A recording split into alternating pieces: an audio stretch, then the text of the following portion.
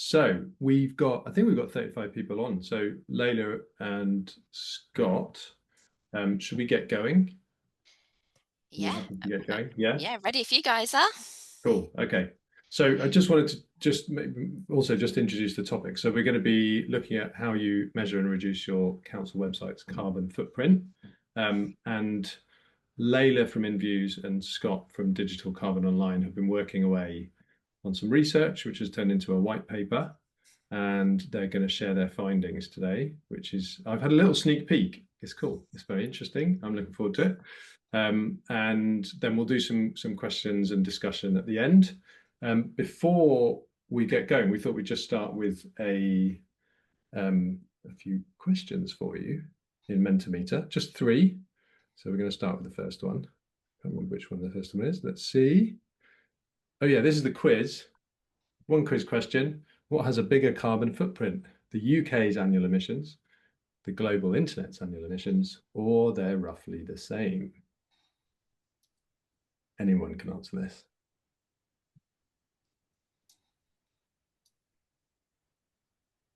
No Mentimeter link, David. Okay, Tim, could you share the link again?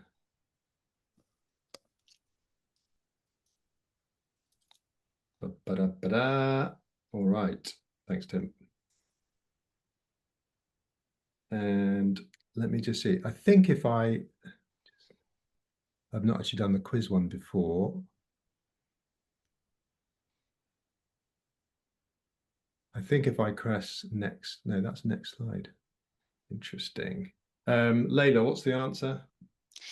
The answer is the internet has the biggest carbon footprint, although actually Scott's probably the better person to answer that one than me. That's true. Yeah, I got 3.7%. Is that right?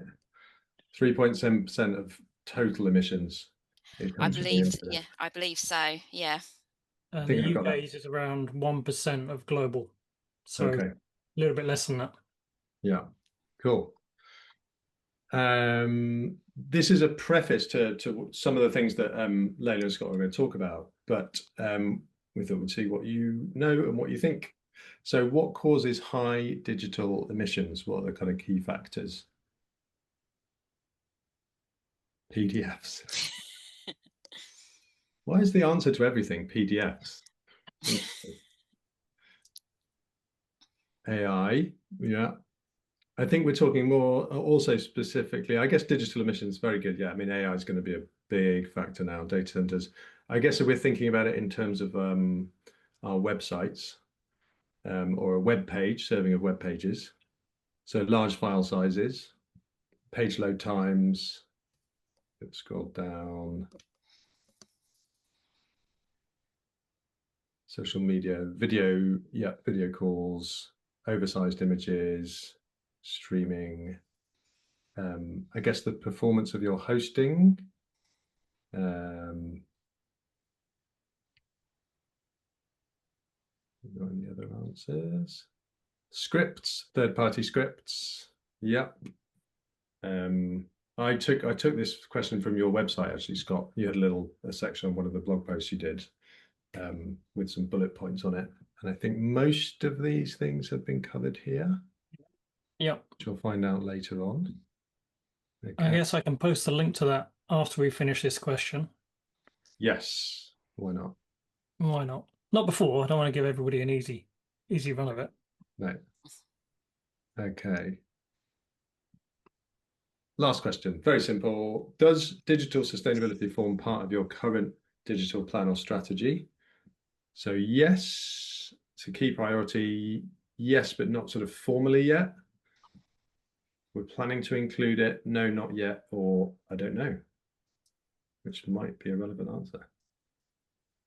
It's quite a spread, actually. Scott, Leila, does this surprise you? You know what? I can't actually see the results for some reason, but you can't see the results. No, I can't see the results. I'm clicking around to try and find them, but I can't. Normally can, so I don't know what's up. It might be at the top. There's 2 tabs, so maybe you're not the Mentimeter tab. Let me close it and reopen it. I don't want us to slow us down because of my technical incompetence. Leila, what do you see? I think the no, not yet is quite interesting, but I like the not yet. It means it's coming, right? So yeah, it's quite interesting, but we still have 8 saying yes, it's a key priority, and 3 that yes, but not formally documented yet. So it's quite interesting. I think this is definitely going to form part of that journey over the next 5 years, I think. Yeah, I deliberately didn't put the option of no, and we're not going to do yeah, yeah. Never. hopefully, Yeah. Yeah. hopefully the no just means not yet. But interesting, there's quite a large number that's saying don't know. Okay. I'm going to stop the board now. Interesting. Okay, so that was just sort of warming ourselves up for the topic. I'm going to hand over to, I think, Leila, you're going to start us off, aren't you? Your screen sharing. Is that right? I am, yes. And for anyone who's ever joined a talk with me before, you'll know that I'm notoriously terrible at sharing my screen. So hopefully I'm going to share now, but please shout if what you see is in fact my email or my team and not a slideshow. Okay. Can everyone see that okay? Yeah, yes. It looks like a screen. Yeah. Perfect.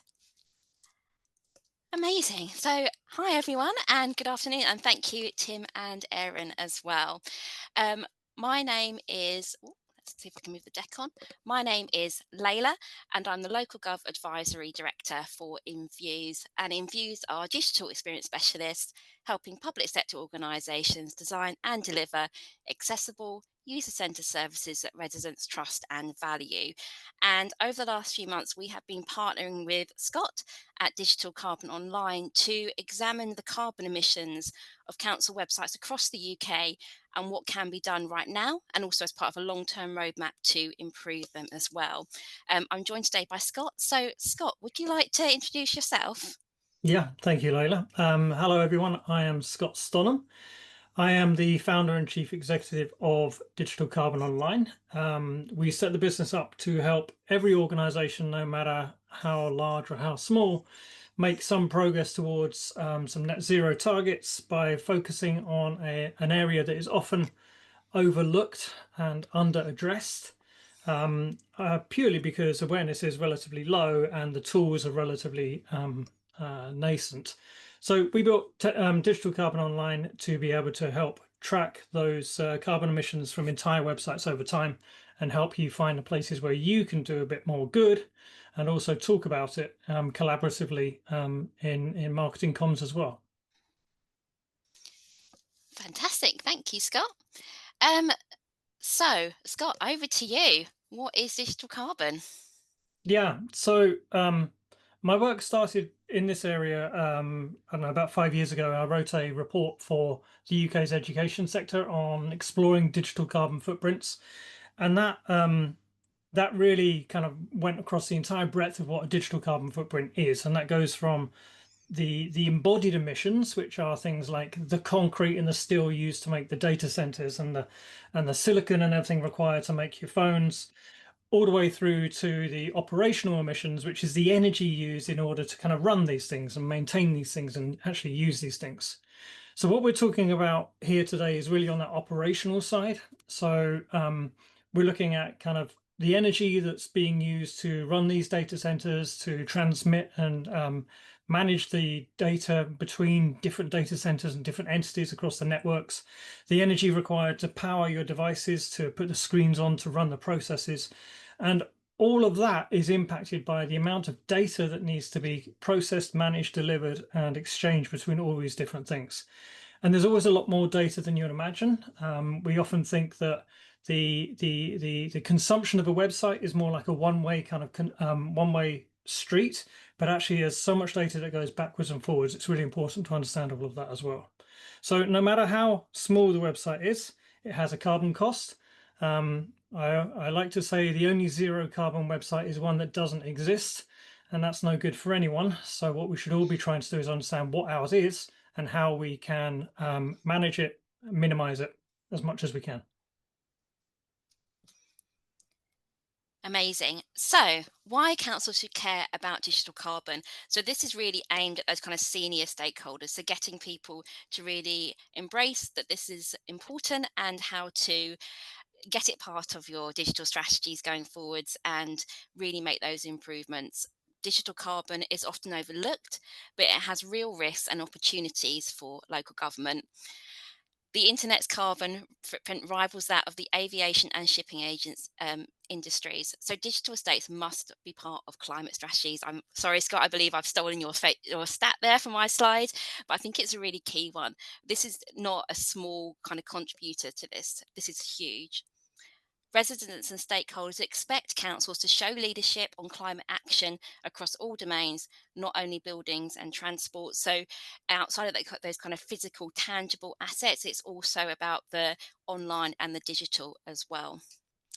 Currently, more than 300 UK local authorities have declared climate emergencies, with many pledging carbon neutrality earlier than the 2050 national target.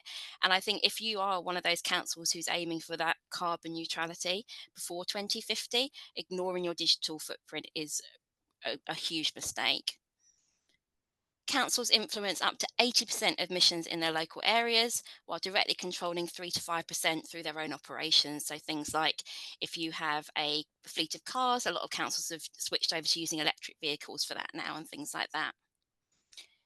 Ignoring digital carbon poses both reputation and financial risk, especially if websites are inefficient, high costs, or misaligned with net zero ambitions.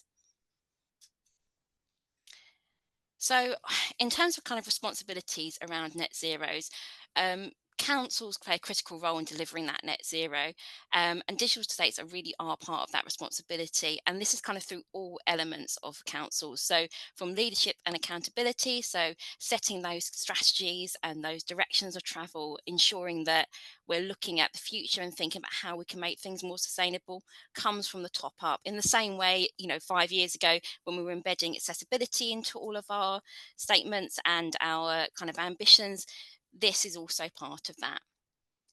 Managing assets and services, we know that we manage a huge range of kind of different services and assets, from kind of car fleets to your digital estates as well, and ensuring that that kind of responsibility around net zero and carbon extends to websites, platforms, and cloud services is really key. Procurement and contracts. Councils can really influence supply chains by including things like carbon emissions and net zero as part of their procurement. We see it now a lot with things like accessibility being included and social value, and that is also still really key for that as well. Supporting communities. Councils support and encourage local climate action by working with residents, communities and groups and businesses to help reduce emissions across the local area.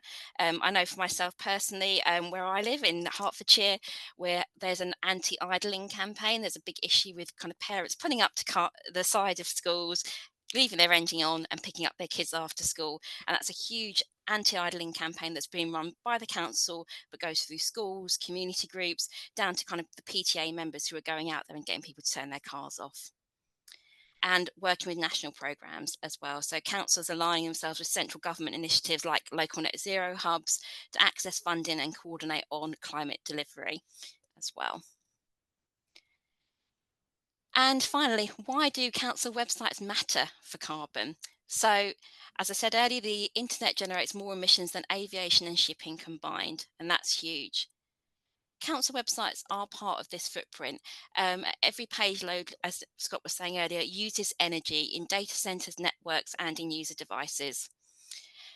As we know, they're always on. It's really important that they're always on as well. We need our residents to be able to access information, support, and services 24/7. So they are always on, and people rely on them. But at the same time, scales matter. So I took a look at Manchester City Council, who actually published their web traffic stats, and in January they had 10.2 million page views on their website. Dipped slightly in February down to 9.2, but back up again to 10.1 in March. It's huge, absolutely huge. Digital estates are often missing from net zero plans. We saw that from the mentimeter questions at the beginning there. Even though reducing emissions is achievable, it can also improve accessibility and user experience as well. And I will touch on that later on as well. So without further ado, Scott, would you like to chat through the work we did and the methodology? Yeah, absolutely. So before I delve into these numbers here, it's just an important kind of differentiation between two different methodologies that I need to share. With the full products that we offer within Digital Carbon Online, we have two different methodologies that we apply. That helps us get a better understanding of the different carbon weight of every single page. It helps us come up with a range of values because, in our opinion, when you're talking about sustainability in any sense, there's no such thing as a definitive data point. There's always a data plus or minus a little bit. So we always go for that. We can only use that approach when we're actually working and embedded in the websites with the organizations. So in order to get the kind of breadth of data that we used, that we use for the white paper here, we use just our standard methodology, which allows us to do it from outside the website. So the way we approach that, and we've done this not just across councils, we've done it across this kind of study across arts and culture, food and beverage, eco brands, and all sorts. So we've used this methodology where we go to the homepage and we find the top 50 links from the homepage on the working assumption that the links on the homepage are going to be the most important links for visiting through the website. We take the top 50 links and we visit each one of those pages and weigh each one of those pages using our standard methodology. So that gives us an idea of the carbon footprint of every single page. And then what we're able to do is we're able to come up with like the maximum, the minimum, the average, median, and all the statistical variation that we need in order to kind of compare these things. So with that in mind, we started off with 379 websites across all these different types of local authorities. And we were able to collect data during the end of May. After we collected quite a lot of data, we were able to go through that and kind of sift out some of the kind of outliers, look into the outliers, and found, some of the sites were not responding properly or whatever. There were other reasons why we couldn't test them. So after we did that data cleaning exercise, we ended up with 359 different data sets across all the different websites. So if we go on to the next page, I mean, visually, this is exactly what I was just talking about. The key point that I want to pick up on this slide here is once we've determined the size of the page in terms of the number of bytes on that page, that includes obviously all of the HTML that's in the page, but it also includes the byte size of JavaScript, of style files, of things like images and videos and tracking scripts, all of that stuff. We calculate all of that and then we convert it into a number for carbon dioxide equivalent using a well-documented public model called the Sustainable Web Design Model version 4. The version 4 is the latest one, which takes into account the ongoing process of greening the internet's energy system. So we use that model, which you can find publicly available when you look at the Green Web Foundation's website. So that's kind of how we did it, and I'm happy to take questions and kind of explore that in a bit more detail anytime during this call or after. I don't mind, and can also tell you more about how the second methodology does things slightly differently. The second methodology varies mostly in step 3. How it determines the size of a page, but the rest of it is roughly the same. So let's move on to the next slide. And I guess kind of what we want to show here is that the methodology we're using here is, I guess, akin to what Silkside Accessibility Index does across the industry anyway, in terms of looking at the homepage and crawling it from there. With our methodology, we were able to find, we're able to assess all of those different websites, all of those different pages, and thank you, Aaron, for sharing that. That's very helpful. And what we found is that at the worst end of the spectrum, each page was over 3 grams. Now we've got to remember that this is the amount of emissions that are generated with every single page view. So if you were looking at Manchester's website, for example, 10 million views, that suddenly adds up to a very large number. If we look at the average is, well, a tenth of that, and the most efficient is even smaller than that. So I guess what we want to look at here is we want to look at kind of what can we learn from the most efficient, where we as a council sit within that kind of spectrum, and what we can do to kind of make sure we're not making the same kind of mistakes as some of those at the top end of the least efficient scale are doing. Now, I know we're not going to do any kind of naming or shaming on this call, but we will be talking about some of the sites that are showing some of the kind of, I guess, best in practice. So I'll hand over to you, Leila, to talk about some of that. Amazing. Thank you, Scott. So in terms of key findings, as Scott said, the average council website emits 0.353 grams of CO2. That's kind of, to put this into a bit of kind of context, and Scott, you can correct me here if I need to be, it's about the amount of energy that it would take to kind of charge your iPhone to about 50% is what you're looking at there. So if that helps kind of visualize what we're talking about here. Behind that average, though, there is a big gap between the most and least efficient sites, as we saw on that graph on the previous slide, which shows quite a lot of potential, and exciting potential, hopefully, for improvement. As Scott said, the kind of most efficient are at 0.002 grams per page, and the worst is over 3 grams per page. Around 84 councils achieve emissions below 0.2 per page, proving that very low carbon websites are possible across all council types, and I'll get into that kind of correlation in a little bit. Most of the councils we observe kind of cluster around that kind of average score, though, so anywhere between 0.25 and 0.45 is what you're looking at, suggesting typical but improvable performance. And there are a small group of outliers with over 1 gram per page, and when we looked at this, whilst there were kind of correlating factors of different types. So heavy content and legacy platforms, though, are the kind of 2 main things that stuck out.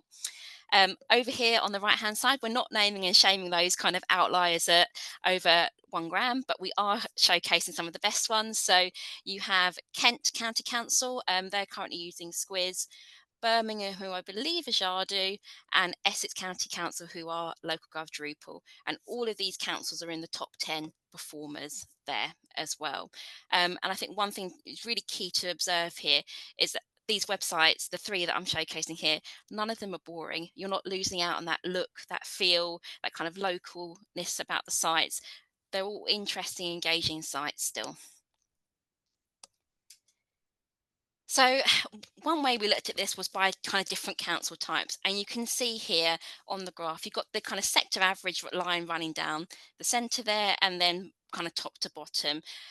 Actually, between them, there isn't that much of a difference in terms of type. So you've got the Scottish unitaries at the top there at 0.298 grams, and then all the way down to the Northern Ireland councils at 0.485, and then kind of the London boroughs, the counties and the unitaries all kind of sitting in between.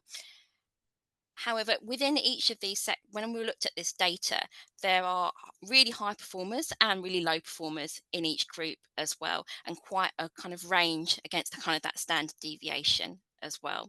So whilst there is a trend, I wouldn't say it's particularly strong, and it's great to see that councils, regardless of size, can still offer really carbon efficient websites, regardless of whether they're big or small and how many services they deliver. This was quite interesting. So we then broke the data down by CMS, and we took the list, every kind of CMS which was being used by 10 or more councils. So we did exclude some of the kind of bespoke CMSs and the ones that are used by 2 or 3 councils from this kind of bit of analysis, to really look at the mean, median, and then the standard deviation for the different CMSs. And what you can see here is that you've got GOSS, Jadu, Contensis, LocalGov Drupal, kind of all performing really highly within this as well. Things like GOSS have got quite a small standard deviation, and then as you kind of move through, things like LocalGov Drupal have a slightly higher one, but then as you go through, you can see a standard Drupal install has a kind of slightly higher one, Umbraco had a really high one, and then WordPress as well. So CMS choice definitely does influence emissions, but what is more important is how that CMS is implemented as well. So some of the platforms we saw, for example, Exeter, who I believe are using Umbraco, had quite a low score, even though it's a really old CMS. But then when you dug into it, it's the way they've done it. It's been cleaned, it's up to date, their content's pretty good. So there are kind of opportunities, even using an older CMS, to create really carbon efficient websites as well.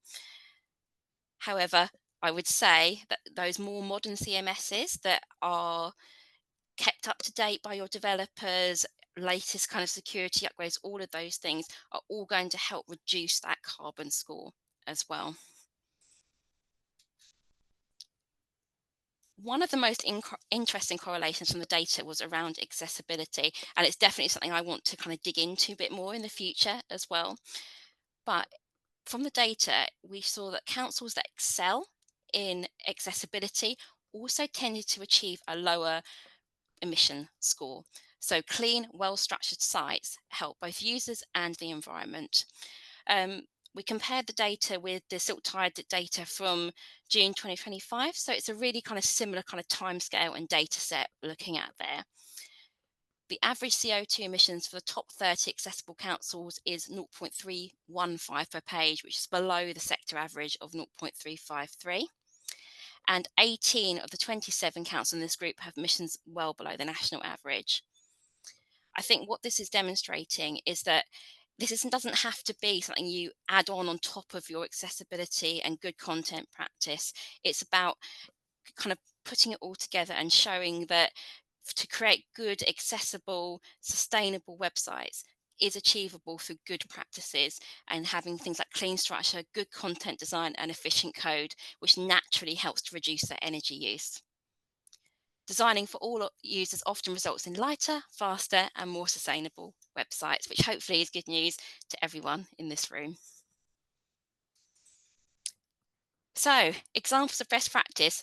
We haven't named and shamed the bottom, but we have named and celebrated the top 10. So, here they are. These are the top 10 group of councils that demonstrate that very low carbon websites are possible across different platforms and council types. So, Birmingham is at the top, Derbyshire Dales, North East Derbyshire, Bolsover, Essex, Kent, Torbay, Brighton and Hove, Stirling Council, and then Canterbury as well. And hopefully, as everyone can see, 3 of these councils are using LocalGov Drupal, which is excellent to see. I dug a bit more though.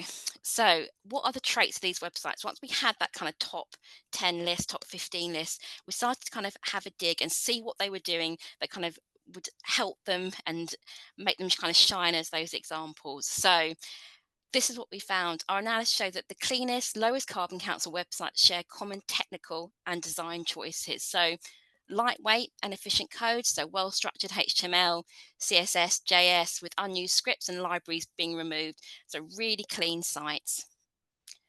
Optimized media, so images have been compressed, served as WebP, videos are avoided unless they're essential, and delivered in efficient formats where they are being used as well, and that's really key.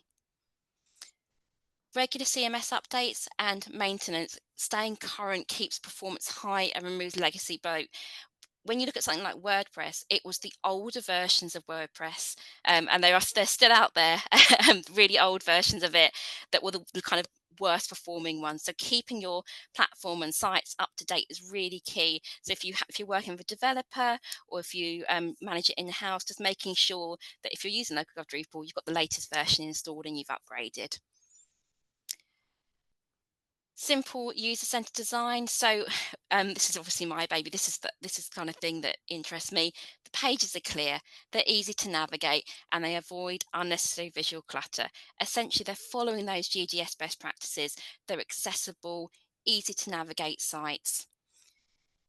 accessible aligned, so they're fast loading, they're using semantic HTML, and there's clear navigation so people can get through these sites quickly and easily.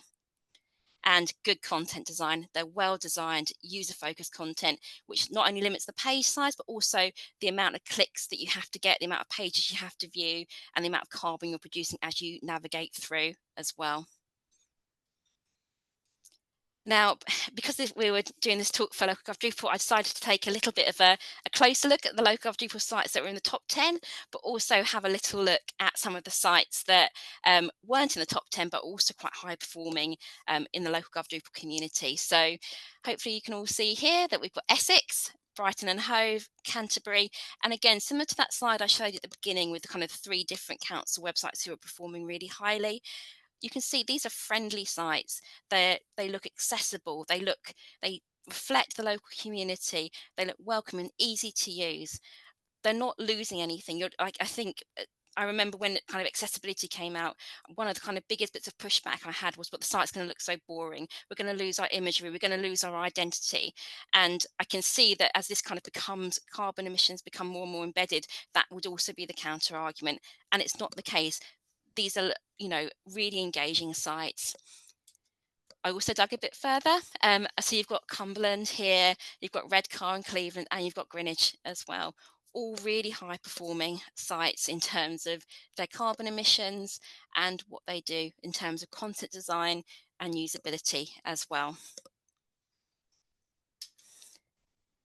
So, big question is, how can councils reduce their carbon? Let's start with quick wins. This is the stuff that you can do right now after this session, or, if you're going to go on a school run, straight after the school run as well. Optimizing images and media, so compressing using web modern formats and avoiding auto-playing videos. Most of us aren't auto-playing videos anyway because it impacts on accessibility, but just double checking all of these things are in place. Review and remove unused code, deleting old frameworks, scripts, libraries that are not in use. Go for your media library and get rid of the old junk. Clear it out. That's all kind of clogging up your system. Keep your CMS up to date. So just double check, are you on the latest version? When's your next upgrade? When's the next update happening? Auditing heavy pages. So identifying and redesigning the worst offenders first. So for example, I think we've all come across those content pages that have 10 videos embedded on them, a load of PDFs, lots of content. It's, big, chunky pages that are really ripe for redesign, both from a usability point of view, accessibility point of view, and also reducing carbon as well. So that's a real kind of heavy hitter that you can do right now, is just rethink some of those content pages. Limiting plugins and modules, so making sure that each one adds weight and energy use. So are they in use? Reassess them. What do you need them before you start installing more and more things? Setting a performance budget. So as you kind of start to move out of this kind of initial what you can do, you can think about defining what your maximum page size and script load should be. And training content editors to publish lightweight and accessible content. And it all goes hand in hand. You're not going to have to rewrite a new training deck for how to do this. It's all goes hand in hand with accessibility and GDS best practice. Now, some of you might already be doing all of that, which is excellent. So if you are already doing that, brilliant. And this is what you can do next to look at that medium and long-term goal, especially as you're beginning to think about your digital strategies and including some of this as part of that. So immediately start measuring and tracking. You want your KPIs, you want your success criteria, you want to be able to show this is what it was before, we did this work in this project, and now this is what we're looking at. Auditing those heavy pages, removing unused scripts and media, and compressing those videos down. In the medium term, you might want to look at things like standardizing your page templates and setting a performance budget for size and scripts for things. Now, if you're using LocalGov Drupal, most of you will have those templates already in place. If you're thinking about switching, this is a really great reason to switch, because you'll be able to standardize those templates, your step-by-steps and your guides, in order to really reduce that carbon impact and communicate and raising awareness as well. So start to communicate out that, as part of this, as part of accessibility, as part of your GDS and your focus on your residents and your end users, this also will make everything more sustainable as well. In the long term, so kind of 12 to 24 months, embedding carbon performance into CMS and supplier procurement. So much like we see now with things like accessibility and social value, including those questions, checking that your supplier is able to deliver on this, and train content teams to create low impact pages at the same time. And then ongoing, monitor it, check it, report on it, and hold yourselves accountable and let senior management know. Okay, key takeaways. So digital states are part of your carbon footprint and are often overlooked. Don't overlook them, they're really important. Platform choice matters, but optimization and good build practice matters even more. Action is possible now, so you can do your quick wins straight after this or after the school run, and a roadmap for long-term change. And record your baseline and measure to demonstrate your improvement. You want to shout about how much work you're doing here. I hope that was helpful, and we'll open up to Q&A. I believe one of the first questions will be, can we read the white paper? The answer is yes. It is being published as we speak, and we will happily share a link to that as well. Fantastic. Thank you so much, Scott and Leila. That was brilliant. Yes, there was, I think the first question was the white paper. It was also, I think Eve was asking about the sources we were talking earlier, and I had a guess that they might be in the white paper, but I wasn't sure. They are indeed. Yeah, there's a whole appendix in the white paper that goes into the various sources and things. Or if you're talking about things like the 300 councils, that sort of thing, that's on the LGA website, all of that data. I think it was also specifically about like building the business case, the argument for, so some of the data underlying those statistics that you were sharing at the top. Yep. So that a lot of that is on the LGR and LGA websites. Okay. And then some of the kind of other references are in the white paper as well. And I believe, Scott, you'll have a whole host of those kind of stats as well. Yeah, absolutely. So we can make them available. I'll probably make available the original report that I wrote a few years ago, because that has a lot of the original source data above and beyond what we've presented here today. Fantastic. Okay, folks, so open to questions. You're very welcome to put your hand up, or you can just come off on mute and just dive in and ask Scott or Leila a question or reflection. I'm just going to go back up the chat. There was a few things. It's been quite busy in the chat. Maybe Scott, you could explain this question from Carl. Would an SPA be more efficient? I'm not sure what an SPA is, but there's a bit of discussion about that. Would that be all right? Yeah, absolutely. So an SPA stands for a single page application. And in really simple terms, it basically loads the whole website in one go. And then the links just link to different parts on that really long page. It's not an infinite scroll page, but it is all in one go. So there are definitely benefits for that. But if you're not careful, and it takes a lot of care to get it right, then it tends to load, like I said, all of the page when you first hit the website.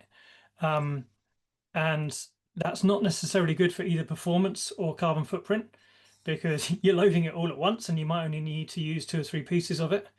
But if you are using all of it, so if you are expecting your visitors to go all the way through, then and to come back to the site again, and the cache caches it all, then it's okay.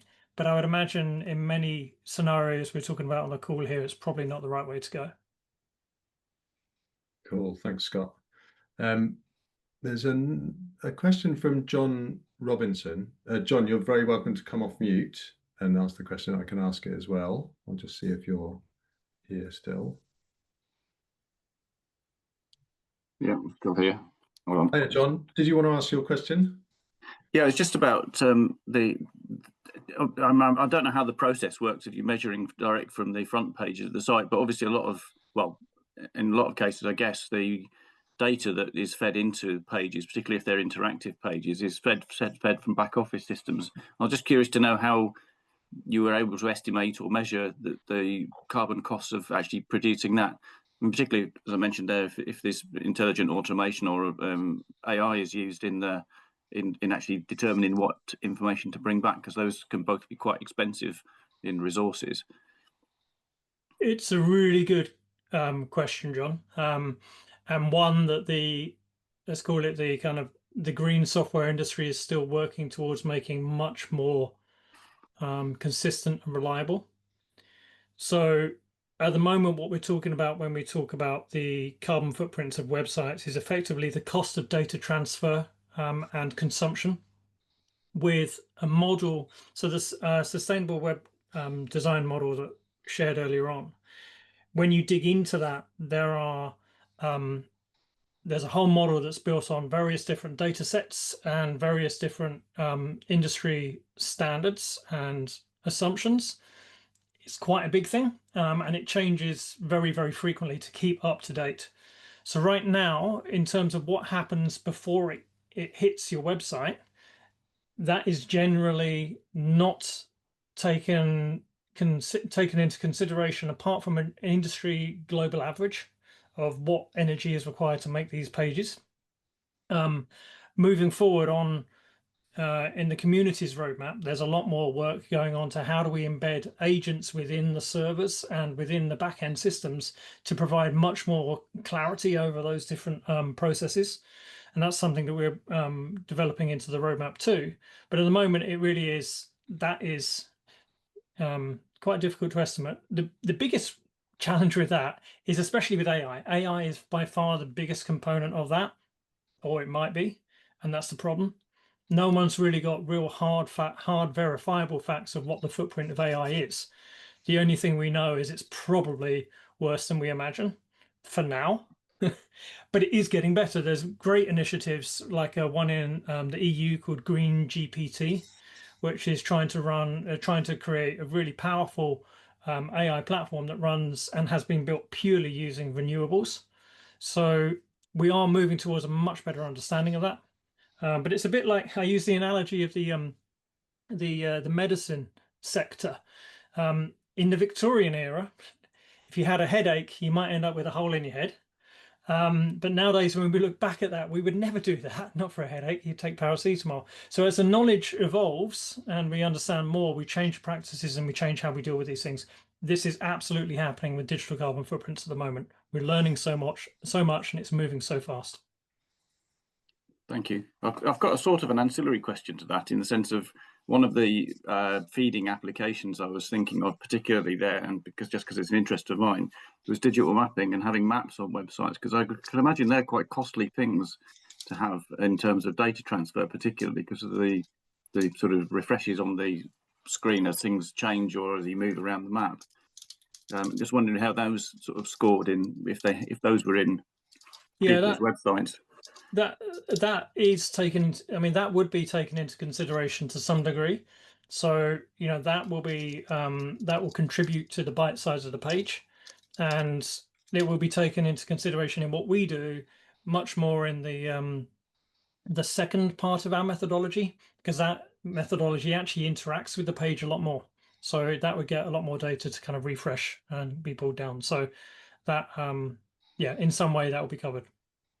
Okay, thank you. I was thinking more about whether, if you were trying to make your pages more efficient, you shouldn't have maps on them. I was thinking about that sort of, or lower carbon costs. I mean, there are definite benefits from having live data, and that it's challenging to do for local authorities. That tends to be, but there's a balance presumably there. No, you're right, John. And there's this goes through to kind of mindful use of content and media. So there is definitely a place and a time to have those kind of interactive pieces. The videos, the interactive maps, live data streams. The thing that we want to encourage is consideration about where is the right time and place for that, and whether you need to make it live initially or whether you invite people to kind of lean in and click on the things to make them live. Okay, thank you very much. Thank you, John. Maria, you've got your hand up, and then I'm going to come back to the chat. There's a question in the chat as well. Hi, Maria. Hiya. So I think maybe like me, lots of people are kind of thinking about things, but thinking, well, I'll read the white paper first because that might answer my question. So sorry if it's in the white paper, but you've obviously tested lots, I think, was it over 300 websites? Is that, and you've not named and shamed, which is very sweet. But is that going to be available, or is that you're gonna, because that I've looked on your website and it's not necessarily there, and it says you can test your website. So is there a way we will be able to see what you've tested, or is it more sort of redacted kind of stuff? Do you mean for Bracknell Forest, Maria? You're asking, like, could we see the specific for Bracknell Forest? Well, I was going to see all of them, but yeah. Oh, I see. So the ones that we were able to run the test on, which is 359, there are the scores. It's just done alphabetically. So they are there. Yeah, so you'll be able to look up your own okay. there. But we haven't. What we haven't done is done, the top 5 worst. Yeah. Because that's not fair on people, especially everyone's going through different procurements and stuff. Yeah. So, but yeah, the kind of top ones as examples of best practice are listed. I remember Bracknell Forest was doing quite well, Maria, if that's any help for you. And I do, just to sort of like chime in on what Scott just said before me, it is about kind of being mindful about the usage of your media. And I am seeing, just the other week we had a content meeting, and I'm just seeing a lot. It's almost, how fashion turns around. I think we went, gov.uk went very like streamlined, not so many images, and now I just feel like people are starting to throw huge images on almost everything, and it's definitely creeping into our website as well. I'm like, what? I was like, hang on a minute, when did that turn into a promotional area, and why is that a promotional area now? Why is so it's being about is that image of that person holding that person's hand helping that content? I completely agree. I think it always just comes back to what's the user experience here, what's going to help the user achieve what they want to do. People aren't browsing our websites because they want to have a little it's not like ASOS or the BBC. No. They're coming to achieve something, and unless that image is helping someone to achieve something, I would argue that you don't need it. Same, vanity pictures, like, of course, add the hero image to your homepage, because it adds that personality and the look and the feel, and encompasses that kind of wider piece. But on the page you'll pay your council tax, do you need a picture of someone with a debit card? No, exactly. So I completely agree. In that case, a tiny little tip for people on LGD: we removed our hero images from mobile layout because they just weren't needed and they were a bit pointless, and no one has been unhappy. No service does work on desktop, but on mobile it just was kind of pointless. Sorry, I'm going to stop talking now. Thank you very much. Great presentation. Thank you, Maria. Scott, did you want to say something? Yeah, kind of almost forgotten what it was, but no, I was going to say to what Leila was saying about the alphabetical list, that's the kind of, I think we published the average for each of the councils. We didn't go page by page. Page by page we can do within the full product, but it wasn't part of publishing in this report. Cool. Okay, thanks. Now I've got a question from Leia, who says, do you have any advice for getting senior buy-in for this? I'm on a mission to get it into our digital product / content strategy at the moment. Okay, big question. So for me, I think you can almost do it by stealth, essentially, because if you are going down having an accessible, GDS compliant, user-centered website, this will come out naturally. If you are going that way, if you're really thinking about your users' experience and creating something user-centered, this will be kind of a product of that as well. I think showcasing some of the stats around net zero would be useful if you want to kind of get more kind of buy-in from that side. Councils are responsible for kind of producing this net zero by 2050, so it should be in council strategies and roadmaps as well. So include some of these kind of that basic information. It's all available on the LGA website and in kind of the government white papers, and there are various kind of sources in the white paper as well, which will be shared after today's session for anyone interested. So I hope that's helpful. We could definitely, I know that in the past, as Invuse, we've created sort of kind of, what's the word, templates for business cases and stuff. So that's definitely something that we could probably explore as well separately to this, if that's helpful for people. Yeah, I was wondering as a follow-up whether there is something we could provide, yeah, in conjunction with you later or something for the community, so we could follow up on that separately. Yeah, There's yeah, definitely. I can just add on that as well. There's a big part of the reason why I went this route with Digital Carbon Online was there's as Van Gogh said, it's great things come from a series of small things coming together. And I think, you know, when we think about website savings, we think about them as lots of small things happening together. And I know some of our clients are using it to basically raise awareness, to help bring people into this mindset that digital has a carbon footprint. So it's very much used in communications. There's a council we work with that are using it primarily for communicating internally. And then they're looking at using it for their external stakeholders as well. And then we work with the National Museum Scotland, and they were very proud about their carbon reduction. What we provide is a public dashboard that everyone can use to show their performance and their improvements. And I'll share the public dashboard for National Museum Scotland now, which they've got on their website as well. But it really gives a great way to kind of communicate that, create discussion, and bring people along. So if there's people in the organization that are in charge of that, to try to bring the community together around this topic, then it could be a good tool for that too. Brilliant. Thank you, Scott.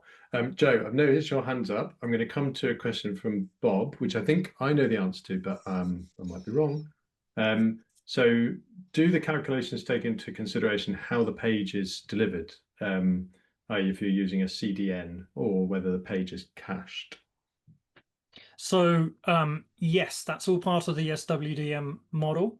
When you actually decide to use that model, you can tweak the different parameters that you see fit. If you've got a different industry you're working with, for example, we just use the kind of out of the box, globally kind of recognized standard the SWDM implements, and that uses a model that accounts for a certain percentage of traffic being delivered by CDN, certain percentage being cached. Well, thank you, Scott. Bob, Oh, no, good? Thank you. That answers my question. Cool, lovely. Joe, hello. I'm hoping this will be a quick one. It's sort of on the same ilk as what Bob raised, but I was just wondering if anyone's looking into sort of the differences between environment architecture and stuff like that. I know I've been talked to lots of peers having different jobs within the LGD community. We all use lots of different stuff, from virtual machines to cloud services. I was wondering if there was going to be anything that might show a noticeable difference between any of those, say Azure versus AWS, or whether you have on-prem virtual machines like we do. Great question, Joe. Scott, do you? There is, I mean, again, that is taken into consideration to some degree, but it's an area that the whole community is working on improving. One of the examples I can easily communicate is that as part of the process, we look to see whether the server is running on a known renewable host, and that makes a big factor. As we move from SWDM3 to SWDM4, we now have the ability to say to go a bit more granular than that, but that's not. It's going to take about a year for that to be kind of more well deployed. But yeah, to some degree, but it's all going to get better. Cool, that's great. Thanks, Scott. Lovely. Okay, and we're just coming up to the hour. I think there was one more question, but I just want to invite people just to either in the chat, or you can come off mute if you want to just just share a sort of reflection or a takeaway from the session, or a thank you. What did you find really useful from the session? You can just drop it in the chat as we're sort of approaching the hour. And I think there was another question. The chat has been super busy today, so I am struggling to find everything. Let me see. Caroline had a question, which I just related to what you was. You've already answered it, Scott, in the chat. Okay, that's fine. Where was it? Carl, our click-throughs from Google. This is something that I think we're going to be talking about at some point soon. Click-throughs from Google have dropped considerably since they introduced AI summaries. Is this being considered as less people use our websites?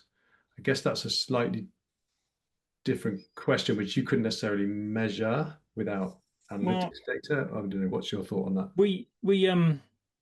That's a full product conversation. So when the product is actually embedded into the site, we take into consideration traffic through the site as well. So that helps us understand kind of how that traffic compares over time, how the footprint changes over time, but also, when you start thinking about the carbon footprint of a page multiplied by its views, we can work out which page is the one that you need to optimize first in that list of priorities.